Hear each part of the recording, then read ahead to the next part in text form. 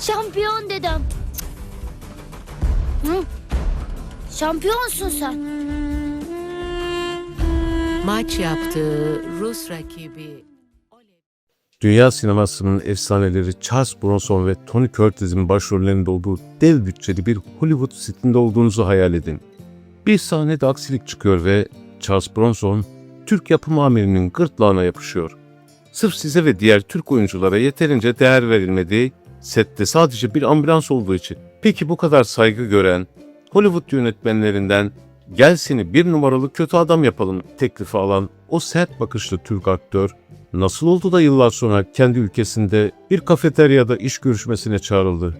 Neden galalara davet edilmedi? Türk sinemasının en karakteristik yüzlerinden biri neden sessizliğe gömülmeyi seçti? İşte bugün de Aytekin Akkaya'nın sanat geçmişine şöyle bir göz atacağız. İyi seyirler.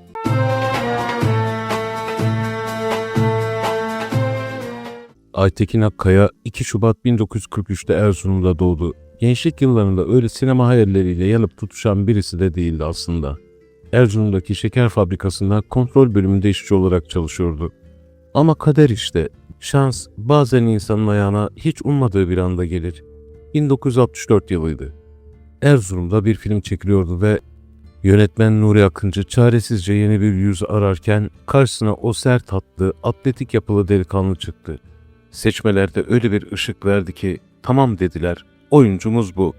Sinema serüveni işte böyle bir tesadüfle ama tam merkezden başladı. Peki ama bir insanın hayatı tek bir evet ya da tek bir hayırla nasıl değişebilir? Askerlik sonrası İstanbul'un yolunu tuttuğunda cebinde hayalleri ama elinde bir işi yoktu. Derken 1969 yılında hayatının dönüm noktası yaşandı. İngiliz yönetmen Peter Collins Paralı Askerler filmini çekmek için Türkiye'ye gelmişti. Şan tiyatrosundaki seçmelere katılan yüzlerce kişi arasından o kendine has yüzü ve sporcu fiziğiyle sıyrılmayı başardı. Düşünsenize, daha yolun başında Charles Bronson ve Tony Curtis gibi dünya yıldızlarıyla aynı seti paylaşıyorsunuz. Aldığı rol konuşmasız, repliksiz bir fedaiydi belki ama o sette gördüğü disiplin ve oyuncuya verilen değer onun sinema vizyonunu kökten değiştirecekti. Hatta anlatılanlara göre ata binmeyi bile ilk kez o profesyonel Hollywood setinde öğrenmişti. Kendi ülkenizde görmediğiniz saygıyı bir yabancıdan görmek bir oyuncunun ruhunda nasıl bir yara açar? 70'li yıllara gelindiğinde artık Yeşilçam'ın en aranan aksiyon yüzlerinden biriydi. Cüneyt Arkın'ın en dişli alternatifi, en güvenilir partneri olmuştu. Bokstan güreşe, kayaktan yüzmeye kadar her türlü sporu yapıyor, en tehlikeli sahnelerde dublör kullanmadan gövdesini taşın altına koyuyordu. Malkoçoğlu Cem Sultan, Azrail'in 5 atlısı, Hakanlar çarpışıyor. Sayısız avantür filmde kılıç sallayan, binalardan uçan, halatlarla sarkan, gözü pek bir oyuncu oldu.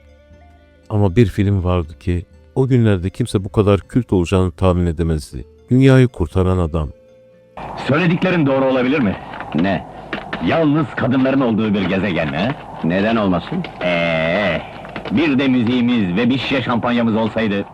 Sizce bir film dünyanın en saçma yapımı seçilmesine rağmen nasıl bir sinema efsanesine dönüşebilir? Sinemanın buna benzer oyuncuların hatırasına sahip çıkmak ve bu vefa yolculuğuna ortak olmak isterseniz abone olarak aramıza katılabilirsiniz. Kanalımıza abone olmanız bizim için çok kıymetli olacaktır. Dünyayı Kurtaran Adam çekilirken aslında her şey çok ciddiydi. Öyle dalga geçilecek bir film yapalım diye yola çıkmamışlardı. Kilyos sahilinde devasa bir set kurulmuş, uzay gemileri inşa edilmişti. Ama çekimlerin başlayacağı gün bir fırtına çıktı ki sormayın. Bütün emekler, o gemiler, dekorlar denize uçtu, paramparça oldu. Bütçe bitti, para kalmadı. Yönetmen Çetin İnanç ve ekip pes etmedi, Kapadokya'nın yolunu tuttular. Set kuracak paraları olmayınca Kapadokya'nın doğal yapısını uzay mekanı yaptılar. Ünlü Star Wars sahnelerinden ödünç alındı, kask niyetine yoldan geçen bir motorcunun kaskı kiralandı. Aytekin Akkaya ve Cüneyt Arkın imkansızlıklar içinde bir başkaldırı hikayesi yazdılar aslında. Yıllar sonra İtalyan yönetmen Anthony Davis'in ondaki Cefer'i fark etti. Ona İngilizce öğren, seni Hollywood'un bir numaralı kötü adamı yapacağım dedi. Aytekin Akkaya İngilizce kursuna başladı ama Yeşilçam'ın o acımasız çalışma temposu peşini bırakmadı. Bir yıl sonra yönetmen arayıp tamam mısın diye sorduğunda Akkaya'nın cevabı hüzünlüydü. Kurs başladı ama bitiremedim hocam. İşte o an Hollywood kapıları bir daha açılmamak üzere kapandı. Bir insanın yabancı dil bilmediği için kaçırdığı bir hayalin onun için ağırlığı sizce ne kadar olabilir? Ancak asıl kırgınlık Hollywood'dan değil, kendi mahallesinden gelecekti. 2006 yılında Dünyayı Kurtaran Adamın Oğlu çekilirken filmin asıl kahramanlarından biri olan Aytekin Akkaya adeta yok sayıldı. Yapım ekibinden genç bir çocuk onu arayıp bir kafeteryada iş görüşmesine çağırdı. Ne yönetmen vardı ortada ne de yapımcı.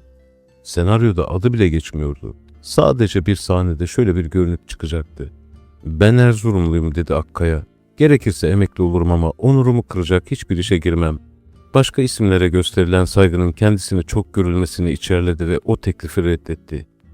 Sonuç ne mi oldu? Filmin galasına bile davet edilmedi. 80 yaşına merdiven dayamış bu ulu çınar şimdilerde sessiz ama mağrur. Vücudunda kırılmadık kemik kalmamış olsa da onun ruhu hala ilk günkü gibi. Belki pırıltılı sahnelerin göbeğinde değil ama gerçek sinema severlerin kalbinde her zaman o dünyayı kurtaran özel adamlardan biri olarak kalacak. Çünkü o sinemanın vahşi çarkları arasında insan kalabilmeyi, duruşundan ödün vermemeyi seçti. Efsaneler sessizleşebilir ama hatıraları her zaman en yüksek sesle konuşmaya devam eder. Aytekin Akkaya bugün 81 yaşında. Kendisine Allah'tan sağlıklı, uzun ömürler dileriz. Sizler de Aytekin Akkaya ile ilgili bildiklerinizi, duygu ve düşüncelerinizi yorumlardan paylaşabilirsiniz. Bir sonraki hikayede görüşene kadar esen kalın.